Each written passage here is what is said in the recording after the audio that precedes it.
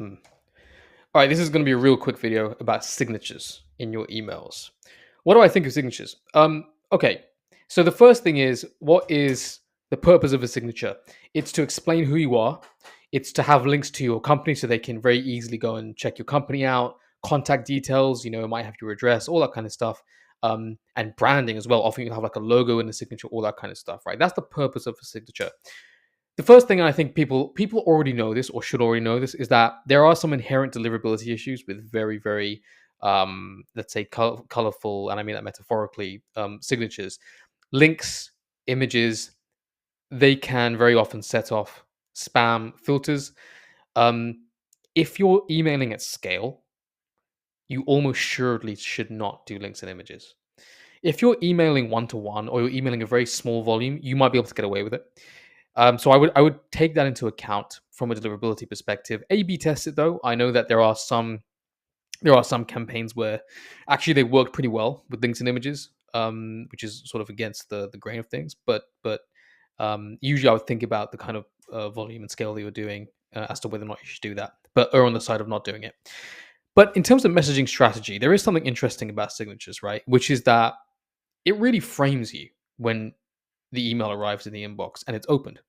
And it's the following frame, which is when you get, and this is obviously B2B, so it kind of makes sense. But when you get when I see a signature in an email, I know a few things are the case, which is I know this person has some intent here. That's kind of okay, or is it? I don't know. If you're an SDR, for example, I often find that one of the issues is anyone who gets an email from an SDR immediately is annoyed because SDRs have one job, which is to get your time, right? If I'm an SDR and I email you and you get an email from me with that signature that says, hey, SDR at this company, you know that I'm only emailing you because I want you to give me 30 minutes of your time or my account executive, right? I think that signatures can do a disservice to you sometimes, whereby you're almost setting this frame of I'm here for a specific intention or a specific purpose where you don't need to do that.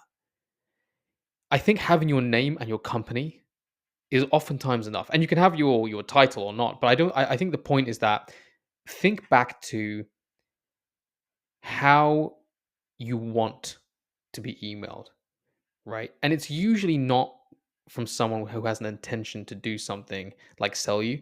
You want to be emailed from somebody who kind of just wants to chat and maybe see if they can help you. But again, the signature kind of spoils that, right? Whereas if you just had plain text and it ended with your name, Jerry, Sandra, whatever your name is, and your company, and you email me, sure, I'm not stupid. I'm not saying that they're going to be like, oh, this person wants to be my friend, but I'm making the point that it helps to avoid that frame. My thinking has always been don't use a, a, a really in depth signature, keep it casual, keep it relaxed, right? Max, whatever your name is, and then just go in with the message. Let them focus on that. Don't divert their attention to, oh, this is your link to the company. Let me go. Let them read and absorb the message. And if they're interested, they'll go and type in your domain, your email, the domain you emailed with them, and you should have that directed to the actual company, so they can then they can then check you out, right? So you're giving them that option if they really care. Um, that's my thoughts now. I don't know what you guys think, but